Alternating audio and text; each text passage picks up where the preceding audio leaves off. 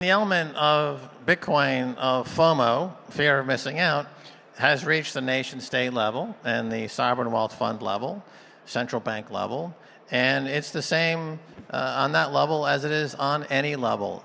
I think Warren Buffett said once that people are not that interested really in making money until their neighbor starts making money, all right?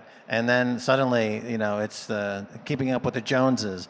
So the fact that a couple of countries are now stacking and showing great results as a result has triggered FOMO at the highest level. At a recent Bitcoin Magazine event in Abu Dhabi, Max Keiser reveals how El Salvador's first mover stance is redefining Bitcoin's global story, while institutional cues, exemplified by BlackRock's interest, underline a growing wave of market conviction. Bitcoin currently trades near $106,000, showing a 1% gain in the past 24 hours, and an 18% climb over the last 30 days. With influential forces now entering the arena, we stand on the cusp of meaningful change. Consider subscribing, turning on notifications, and sharing this channel to stay aligned with these unfolding dynamics. Now, let's hear more from Max Keiser. The center of global freedom for many years was the United States, and people yearned to breathe free, as it says on the Statue of Liberty. Well, the new Statue of Liberty now is a volcano in El Salvador.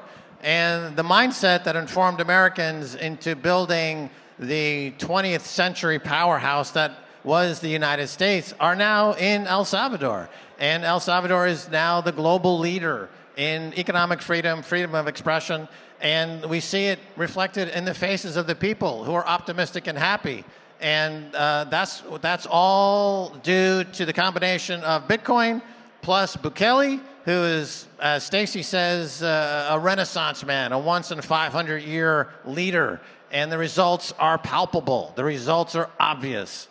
On Keiser report, we speculated a few times with old G's like Trace Mayer and Tour de Meester, and we would discuss what nation state would be first in adopting Bitcoin, making it legal tender. El Salvador at that time, 5, 6, 7 years ago, was not mentioned, so it was a surprise when El Salvador was mentioned. And the fact that it's now 100,000 and going much higher, of course, it is fantastic for El Salvador.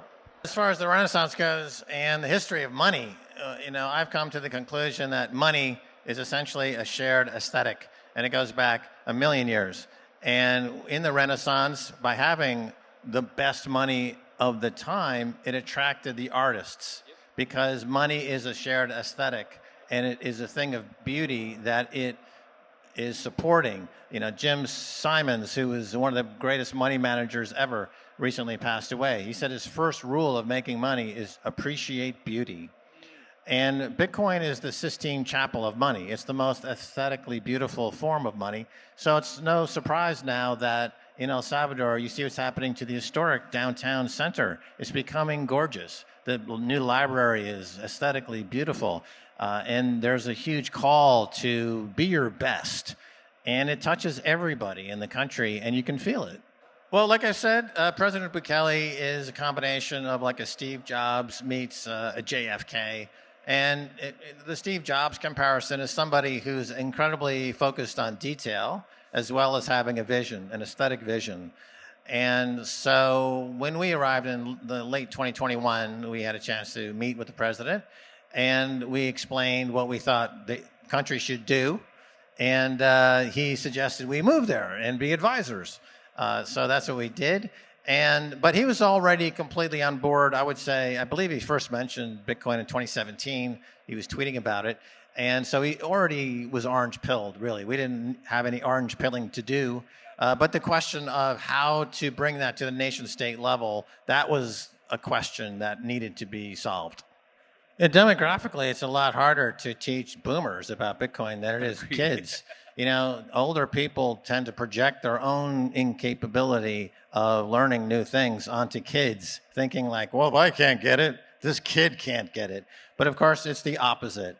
Kids are open-minded, and they sense intuitively some of the aesthetic qualities of Bitcoin that I talked about, even though maybe they can't articulate it. They are still in tune with the nature to a greater degree than a cynical old bastard like myself. So I would say it's the opposite.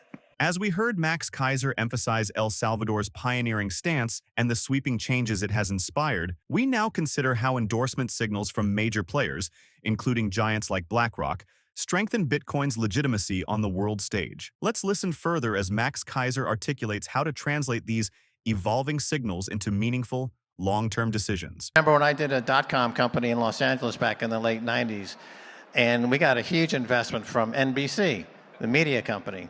And I asked one of the executives, why did you invest in my company? And he said, to tell you the truth, I don't know, but I don't want to miss it. And that was the mentality at that time. So we've entered that phase of the cycle where people are just going to be writing enormous checks because they don't want to miss it. And we'll take the money. Yeah, Bitcoin demonetizes violence. And this is in part of why the security model in El Salvador has been so successful, because the mindset of Bitcoin is a demonetization of violence. It monetizes peace and love.